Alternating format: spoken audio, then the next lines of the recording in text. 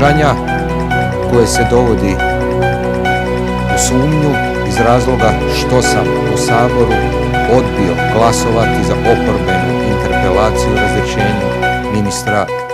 Marića, te, kao što smo danas mogli čuti od gospodina Prgometa, da sam na predsjedništvu stranke odobrio tu odluku. Ta odluka,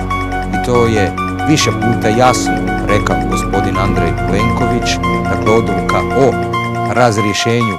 ministara, bez obzira na konzekvencije koje su iz toga slijedile, je bila isključivo njegova osobna odluka. O tome se nikada nije raspravljalo na stranačkim tijelima. Ona je donesena u uskom krugu njegovih pouzdanika i stranačko predsjedništvo je dovedeno pred svršen čin da odobri ili primi na znanje odluku koja je već provedena i koja je bila bespovratna. Dakle, to je što se tiče moje vjerodostojnosti i stanovitoga zaokreta kada danas kritiziram tu talačku situaciju vezanu uz ministra Marića i gospodina Andreja Plenkovića vezane uz zahtjeve za njegovu smjenu. Dakle, iz načelnih razloga nisam i nikada ne bih podupro bilo koju oporbenu inicijativu iz redova SDP-a i HNS-a, jer ona ni nisu bile usmjerene prema ministru Mariću, već su bile samo instrument oporbenog pokušaja rušenja hrvatske vlade, u čemu nikada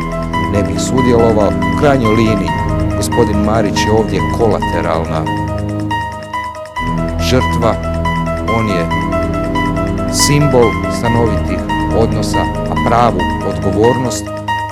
za sve događaje nosi i onaj koji je prvi ministar, dakle koji je predsjednik hrvatske vlade, koji odlučuje o statusu bilo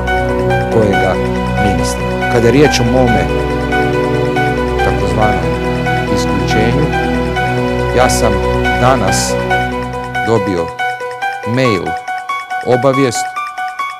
koju je potpisao zamjenik glavnog tajnika Hrvatske demokratske zajednice, dakle gospodin Jandroković se nije udostojio kao glavni tajnik niti potpisati tu obavijest i dakle koji zamjenik? Gospodin Sesvečan,